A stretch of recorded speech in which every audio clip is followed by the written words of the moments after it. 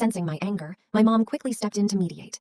"Don't say that, Mary. Allison wouldn't be working on a holiday if it weren't urgent. Please return her phone, and Ben, plug the internet cable back in. Everyone's waiting to use it." She spoke gently, but that one sentence sent Ben into a meltdown. He jabbed a finger at my mom and me, stomped his feet, and burst into loud, wailing sobs. Distressed, Aunt Mary turned on my mom, scolding her for bullying a child. Seeing Ben cry, Grandma grabbed a pair of scissors and marched toward the router, ready to cut the internet cable. The room descended into chaos. I checked the time. 8 minutes left. "Leslie, your job might just be ruined by your mother and brother." Speaking of pretending, no one in our family could put on a better act than Leslie. She graduated from a vocational college but told the family she had a university degree.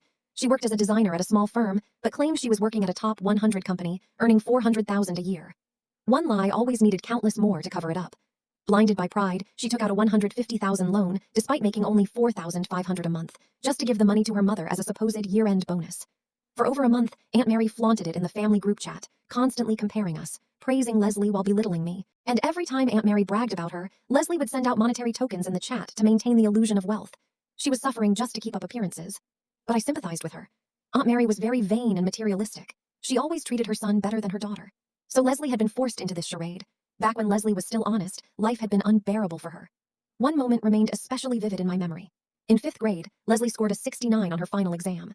That same year, I scored a 99. The second Aunt Mary saw her test paper, she didn't say a word and slapped Leslie twice across the face. Stunned, humiliated, and too afraid to cry, Leslie just stood there, dazed. But that wasn't the worst of it. Aunt Mary yanked her by the ear and kicked her relentlessly. She forced Leslie to sit out in the snow, clutching that failed exam paper, and refused to give her food. Whenever someone passed by, Aunt Mary would humiliate Leslie by telling them that her daughter was worthless and incapable of doing well in her exams. Leslie had once been an outgoing child, but after years of beatings and verbal abuse, she became withdrawn and sullen.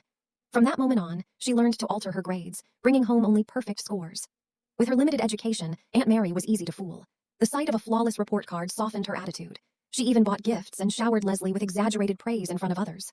Leslie became trapped in her mother's delusions, convincing herself that she was a genius. Day after day, year after year, Leslie built a fragile world of self-deception, one so precarious that reality itself became unbearable. And when she stood before me, the one person who knew the truth, she begged me not to expose her lies. "If you ever tell anyone," she whispered, "I'll end my life." Leslie said that as long as she secured the deal with my company, she could gradually repay the $150,000 loan. Her boss had promised that after the layoffs, all resources would go to the one employee who remained to groom them for success. If she made it through, earning $20,000 a month wouldn't be difficult. Step by step, she could turn her fabricated persona into reality. But first, she had to survive the cull. I had wanted to help her, but I hadn't foreseen this chaos. Only 5 minutes remained. I strode forward, snatched the scissors from Grandma's hands, and yanked the network cable from Ben's grip. "Just 5 minutes! After that, I'm done!" I said firmly. Ben wailed even louder as he pointed at me and screamed,